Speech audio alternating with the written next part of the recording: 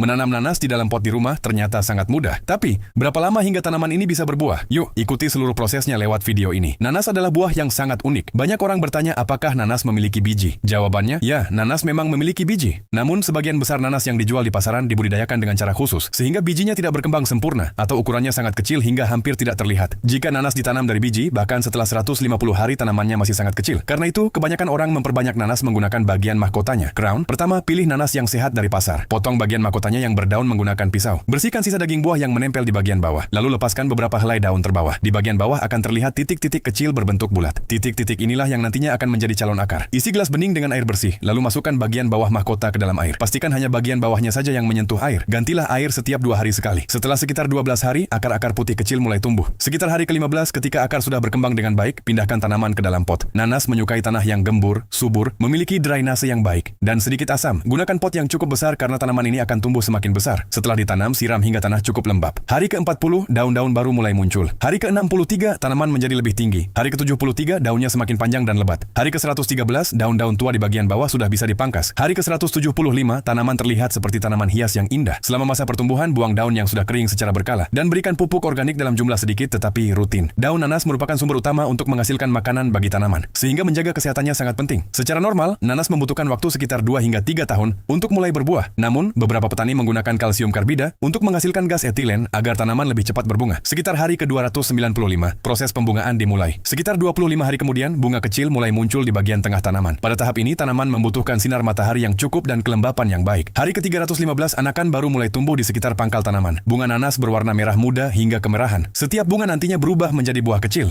dan semua buah kecil tersebut menyatu membentuk satu buah nanas besar. Pada hari ke-327, pemberian pupuk organik yang kaya fosfor dan kalium akan membantu mempercepat perkembangan buah. Setelah itu, yang diperlukan hanyalah kesabaran. Hari ke-392, ketika 3 hingga 4 baris sisik di bagian bawah buah mulai berubah menjadi kuning, itulah waktu terbaik untuk memanen nanas. Jika dibiarkan terlalu matang, teksturnya akan berkurang renyah. Setelah panen, tanaman induk biasanya sudah selesai menghasilkan. Namun, anakan yang tumbuh di sekitarnya dapat dipisahkan dan ditanam kembali. Dengan cara ini, Anda bisa mendapatkan tanaman dan buah nanas baru setiap tahunnya. Dalam percobaan ini, nanas yang berhasil dipanen memiliki berat lebih dari 5 kg, ukuran yang sangat besar untuk nanas yang ditanam di dalam pot. Nanas merupakan tanaman asli daerah tropis. Tanaman ini mampu tumbuh di tempat yang sedikit teduh, tetapi membutuhkan sinar matahari penuh agar pertumbuhannya optimal dan buahnya lebih manis. Suhu ideal untuk nanas berkisar antara 15 derajat Celcius hingga 40 derajat Celcius. Di daerah yang beriklim dingin, sebaiknya tanaman dipindahkan ke dalam rumah selama musim dingin. Kalau kamu suka video ini, jangan lupa tekan tombol like dan subscribe. Tulis juga di kolom komentar tanaman apa yang ingin kamu lihat pada video berikutnya. Sampai jumpa di video selanjutnya.